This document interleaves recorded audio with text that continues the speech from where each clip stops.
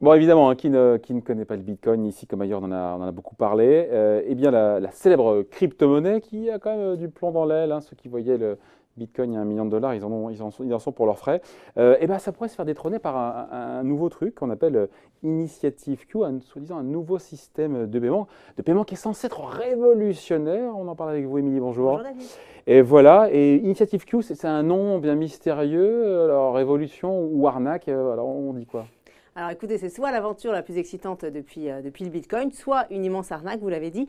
Tout a commencé en juin dernier avec un certain Sahar Wilf, un Israélien en fait, qui avait lancé il y a quelques années une firme de vérification de transactions en ligne qui depuis a été rachetée par PayPal. Sahar Wilf lance en juin dernier son site Initiative Q avec 8 autres collaborateurs. Le succès est phénoménal, David. Oui. En seulement 4 mois, ce système de paiement du futur, c'est comme ça qu'il se présente, un système de paiement du futur, eh bien, il aurait réussi à se construire un réseau de 3 millions d'utilisateurs en seulement 4 mois. Et le site a tiré aujourd'hui plus de 100 000 nouveaux utilisateurs par jour. Effectivement, c'est énorme, c'est colossal, c'est fulgurant.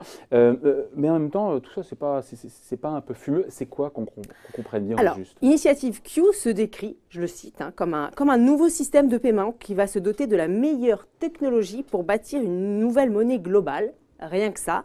Alors concrètement, sur le site, on nous dit que plus vous rejoignez le réseau tôt, plus vous bénéficierez de Q. Alors le Q, c'est la monnaie du réseau.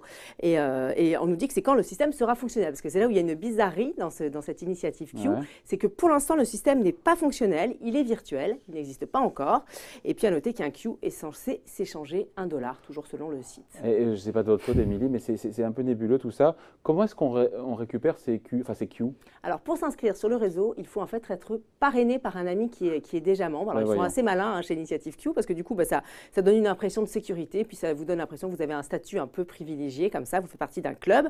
Ensuite, une fois que vous êtes admis dans le club, dans le système, là c'est très simple, vous avez juste à donner votre nom, votre mot de passe que vous créez et puis votre mail également. Et c'est tout. Vous ne donnez aucune somme d'argent, Bon. aucun code bancaire, aucune coordonnée bancaire. Donc ça paraît quand même assez rassurant. Bah, pour l'instant, oui. Enfin, on ne donne pas de pognon, donc ça va. Donc on risque pas grand-chose, manifestement. Enfin, en tout cas pour l'instant. Encore une fois, comment on les gagne ces Q une fois qu'on s'est inscrit, qu'on a créé son compte? Alors le système est basé sur une incitation financière en fait. On va vous lancer un défi. Si vous réussissez à parrainer 5 amis en 2 semaines, eh bien votre compte sera alimenté en Q, et pas qu'un peu, je peux vous dire, parce que si vous y arrivez, ce qui en soi n'est pas très compliqué, hein, trouver 5 amis en 2 semaines, eh bien on vous promet 28 5 000, bons amis, c'est pas facile, hein. 28 000, alors même si ce n'est pas des bons amis, en tout cas voilà, il faut qu'ils s'inscrivent, il faut qu'ils fassent partie du club eux aussi, Ouais.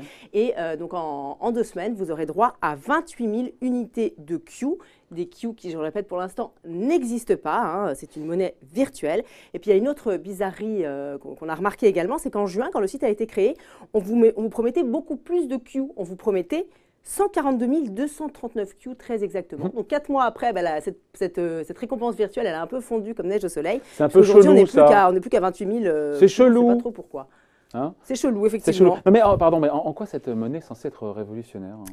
Alors, sur le site, les créateurs se vantent de créer une monnaie qui aurait toutes les vertus technologiques du Bitcoin, tout en profitant de la stabilité des grandes monnaies traditionnelles, donc le beurre et l'argent du beurre, voyons. voilà, on nous promet vraiment la lune. Et puis cerise sur le gâteau, les Q ne souffriraient d'aucune inflation grâce à un obscur comité monétaire dont on ne sait pas grand-chose. Et ce comité, il serait chargé d'acheter et de vendre les Q pour réguler sa valeur. Donc vous voyez, tout ça reste assez énigmatique, assez obscur. Et d'ailleurs, d'un point de vue technique, ça reste aussi très compliqué, très obscur. Il faut se rappeler qu'à l'époque du Bitcoin, quand il a été créé il y a quelques années par Satoshi Nakamoto, un livre blanc très complet avait été publié. Donc on savait tout d'un point de vue technique sur le Bitcoin. Là, on ne sait absolument rien. Voilà, et quand c'est flou, comme disait Martine Aubry, quand c'est flou, on parlait de François Hollande, quand c'est flou, il y a un loup. Est-ce on peut déjà parler d'arnaque? Alors, c'est un petit peu tôt pour le dire. Puis c'est vrai qu'on l'a dit, on ne donne pas de coordonnées bancaires, on ne donne pas d'argent. Donc c'est vrai que de ce point de vue-là, c'est assez rassurant. En tout cas, le blogueur américain David Gerard, qui est auteur d'un ouvrage de référence sur la face sombre des crypto-monnaies, qui a été interviewé par le magazine Capital, voilà ce qu'il dit, lui se méfie. Selon lui, les créateurs d'Initiative Q seraient en train de se constituer un registre de personnes suffisamment naïves pour croire au projet. En clair, une gigantesque base de données, en quelque sorte, hein, sur le dos des utilisateurs, qui pourrait avoir une valeur folle qui pourrait être vendu, pourquoi pas, à des personnes ou à des entreprises mal intentionnées.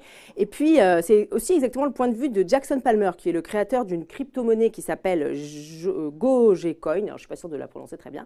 En tout cas, voilà, ce monsieur Jackson Palmer évoque sur Twitter, lui, une énorme liste d'imbéciles qui pourraient être utilisés dans un but néfaste plus tard. Alors, est-ce qu'ils ne sont pas un peu parano, ces messieurs, on ne sait pas. En tout cas, le doute est permis. Et c'est vrai que c'est toujours un peu louche quand on nous promet comme ça des sommes d'argent folles en très peu de temps. En général, donc, ce truc de l'initiative You qui fait le buzz sur la toile. Affaire à suivre. Il faut quand même manifestement se méfier, être vigilant. Merci. Bon week-end. Bon week-end, bye.